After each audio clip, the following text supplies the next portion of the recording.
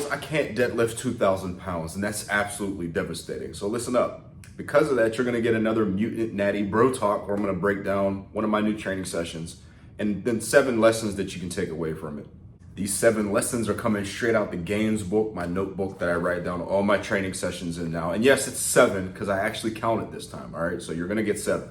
I just ran through my first training session of the week, which was previously called horse kick. Now it's called bull stomp. And here's the first lesson for you fellas. First and foremost, jacked and stacked animals are the ultimate creatures to just base your physique off of, okay? Seriously though, bro, the first thing is that when you switch your training session up, or your training program or exercises or whatever, don't forget what worked really well for you in the past, especially if it was as soon as like 3 months ago. Because when bull stomp gets stale, I'm just gonna switch back to horse kick and vice versa. Training is a lot about finding what works for you and then a variety of things that also work well for you so you can switch and swap them when you need to. Now, regardless of whether I'm doing horse kick or bull stomp or Pecosaurus Rex, which is another training session we're gonna talk about maybe in another video, I'm training on my bells of steel equipment, bro. It's amazing equipment. I do most of my training sessions on it. There's a sale going on through July 9th, wherein the Arch Nemesis bar was 50% off, bro. You know that curvy cambered bar you see me use all the time?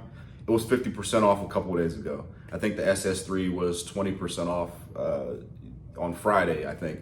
But we have a lot of sales going on right now, so use my link in the description. Go ahead and get you something while it's on sale.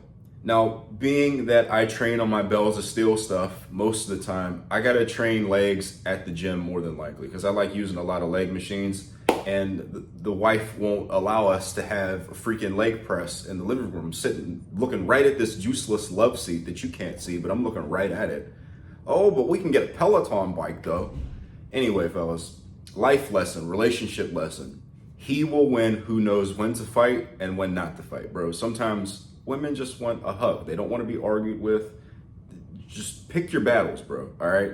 Our real second lesson is about laser targeting our muscles with our exercise selection. Now, we've heard, and it's just been browbeaten at this point, and I hope that's the right vocabulary to use because I got people checking my freaking vocabulary now, but not just doing the right exercise on paper for the muscle group that we're trying to build, but doing it the right way. So much the same, bro. Hammers, we use those to hammer nails. We do hack squats to target the quads. No shit, but the way that you use that hammer is important. Does that make sense? So with my hack squats and with my leg press, the way that I do them is that I use a controlled descent so that my legs, my quads, my adductors feel that tension from top to bottom, and I use a purposeful, gentle pause so that while I'm eliminating that stretch reflex that will allow you to lift more weight and do more reps, I'm also keeping tension on that pause as well. That allows me to get in a great leg workout, bro, and that's how I approach all of my quad exercises now at this point. And I got 27.5-inch legs, bro. I'm a very lanky guy and very hip dominant naturally, and just doing the right exercises on paper only got me so far before I started doing them in a very particular way. Lesson number 3, let's talk exercise ordering, specifically down sets. Now, what is that? That's a gigabrain way of saying we do one movement, then we do a similar movement that's one deviation easier so that we can give more volume to that movement pattern. So let me explain it this way. I'm gonna use meathead terms, all right?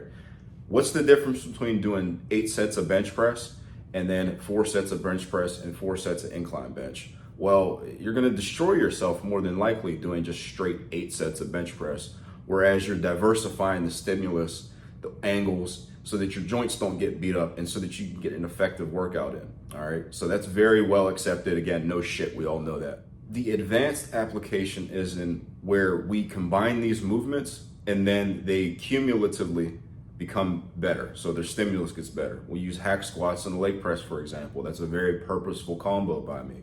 When I do the hack squats first, that leg press that I really enjoy using has a really good range of motion, but the problem is that it's very bottom heavy and very unforgiving at that bottom most range of motion. So when I do the hack squats first, I don't know the scientific mechanism behind why the freaking leg press feels better. Maybe it's because my legs are already like activated or whatever the fuck, but I understand and I can see with my body that when I do them in that order, the leg press feels better. You see this later in this same session where I'm doing first my SSB JM presses, and then my body weight tricep extensions, and then yet again with ring push-ups, and then my incline fly presses. All right, so it's a principle that regardless of your training advancement, Bromley just made a video reviewing my hypertrophy program, and a comment that I kept seeing was that this is just too much volume for me. Dude, it's in the disclaimer. I said that, yes, it's more than likely too much volume for you. But you can take the principles that I apply to my own training and then just apply them at wherever you're at in your own training career, all right? So you may not need to have a 2-hour full body session where you're just destroying every muscle group, but you can look at what I'm doing and then apply it to yourself. So I'm using a lot of down sets to maximize my stimulus to fatigue ratio. And that's not something that you gotta be super jacked to do, bro. Lesson number 4. This is gonna be a mutant triceps talk, all right? I've been talking about my desire to bring up my triceps because I need those 20-inch arms, bro. I need the 20-inch bazookas. I'm not gonna stop freaking training until they're 20 inches or better, bro. So here's the thing. I'm training my triceps a lot more because obviously the tricep is way bigger than the bicep in terms of like muscle volume. Here's how I approach like feeling the muscle, like the mind-muscle connection. I don't necessarily concern myself so much as if like, does my muscle get sore from doing this? That's always cool, but can I feel that it is contributing and is the rate limiter for the movement, right? So I know that my triceps are a rate limiter on an extension that I'm doing if the weights are a lot less than what I can bench press. And that if I'm leading with my elbows and I'm going slow and I'm keeping the elbows at about 45 degrees, that my triceps are gonna work really well. So I just did the SSB JM Press for the first time ever. My top set was like 210 pounds for like 6 or 7 reps or something. I'd have to look into the gains book or I guess watch the B-roll. Y'all can see how much I did. But a way that I ensured that I got a good tricep stimulus out of a movement that I was unfamiliar with was key principles. I came down slow so that I could feel what was actually working.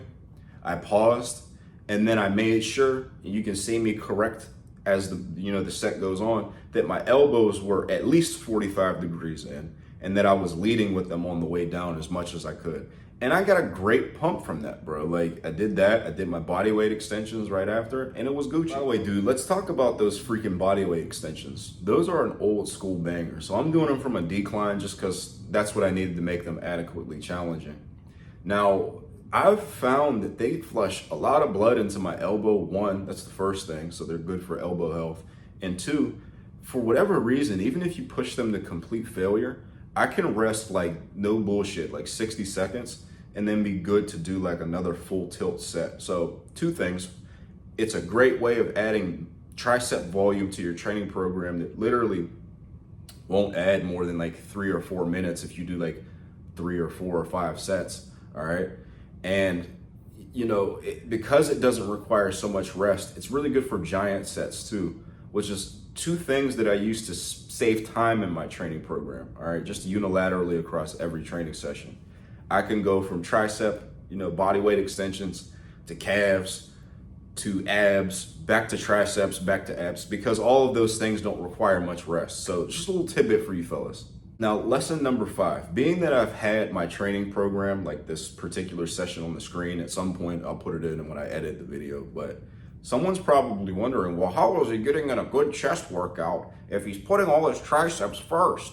Well, exercise synergy is how we do that. We have to look at not only what the movement does, but how it complements the movements that are also in the program. So peanut butter jelly, great combination, greatest of all time. Name me a better duo.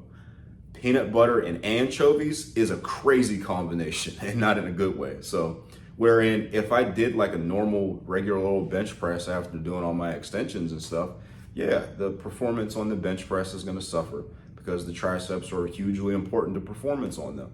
Less weight lifted on the bench press means less stimulus on the chest, all things equal. I mean, with your form being the same. However, I pick movements where the pecs, no matter what, and the shoulders are the rate limiters. So what is that? That's ring push-ups, and that's incline fly presses. What you'll find is when you do these movements, yeah, I guess technically your triceps are involved on some level, but it's always the pecs that fail on these movements. It's not the triceps. Like you can't can't horse the weight up with your triceps on this. It's a pec dominant exercise. So I can put these later in the program and they'll not suffer at all from the tricep beatdown that I just, subjected myself to in an effort to mutate my arms to 22 inches, all right? Speaking of dumbbells, dude, lesson number 6, and I've fucking had enough, bro. I've had enough. I know I said I've had enough, but a lot of things have me fed the fuck up and I've had enough. We have to stop saying that big dumbbells don't allow you to get a full range of motion. Sometimes, bro, here's the lesson. It's not the exercise, it's you. Have you ever heard like someone told you, it's not you, it's me? Well, it's not the exercise, bro, it's you. It's the way that you're doing the exercise. We have to judge movements when done properly and skillfully and not when they're done like shit, all right? So if you're Sammy Sausagehead banging the dumbbells into your shoulders and getting a partial range of motion, yeah, the big dumbbells, you can't get a stretch. But I would venture to say that if you did a small dumbbell press the same way with like the 40s or something, you're gonna encounter the same problem, all right? So really, bro, let's just normalize doing movements skillfully and then judging them by that merit. Little dumbbell press tidbit. Just bring them out. The bigger the dumbbells get, let's just accept that we're gonna have to just do the movement differently than when the dumbbells were lighter. So when you get past a certain point and you gotta use the bulkier dumbbells, go back down to the lighter dumbbells and then start doing fly presses or incline fly presses and then build that back up from there. No matter how big your dumbbell is, pretty much, bro, unless you're using one of those goofball freaking, you're putting the 25-pound Olympic plates on them and with an adjustable and you're doing them like that, yeah, then maybe the big dumbbells will get in the way. But there's no reason why you can't bring it out like that, aim outside of your body, and then get a full range of motion no matter how long your dumbbell is. It's absurd. Oh, but I can't use as much weight. All right, well, if you want to lift some heavy weight, bro, load up some plates on the freaking barbell bench press and, horse some weight on that. Look, or the alternative is that you can keep half repping your dumbbell bench presses with the 120s, 150s, or whatever the fuck, and bench press less than someone that uses smaller dumbbells than you. The choice is yours, bro. It's really up to you, but hey, what do I know? This last one, bro, lesson number 7 is a life tidbit. And don't lose me here, all right? Because what use is being jacked if you have no charisma, you have no friends, and you have the social skills of a soggy Cheeto? So just listen up to this, man. Just be kind to others, have fun, and be useful, bro. And some of the most beautiful relationships that you'll ever have in life will be ones that you come across in the gym. So let me tell you a story. I encountered my friend, we'll call him Big T. I'm not gonna put his name out there. I met him at the gym. He was doing bench press, big dude, nice sized guy, like 240, nice sized dude, muscle bound. And he was like, dude, can you spot me on bench? Spotted him on bench. I then later recognized him as I was getting coffee because I just spotted him on bench. And I bought him a coffee too. He was right behind me in line. I was like, I'll pay for his too. And you know how you just encounter some people and y'all just understand one another without many words needing to be exchanged and y'all just end up friends?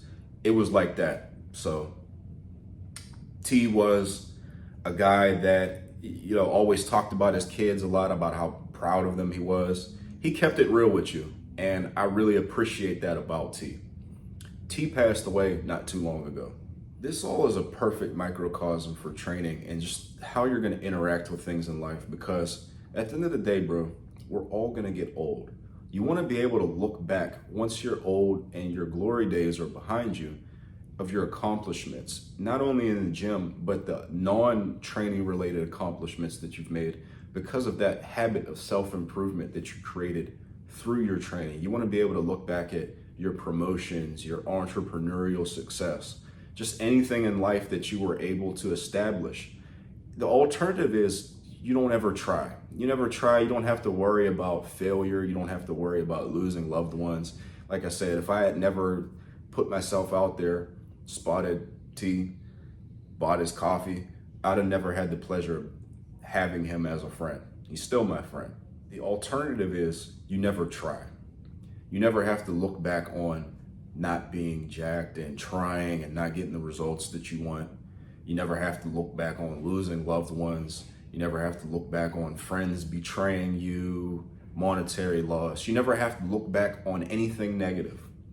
But the curse with that is that you don't get to experience those irreplaceable people and things and opportunities that you get when you do put yourself out there, when you are a positive influence on others, and when you do your best to improve yourself. Fellas, be good. Eat that freaking steak after you work out. Call your mother, tell you love her. And to Big T, bro, rest in peace. We'll miss you. If y'all have any questions, please let me know. Y'all watch these videos now that you've watched this one. Have a good day.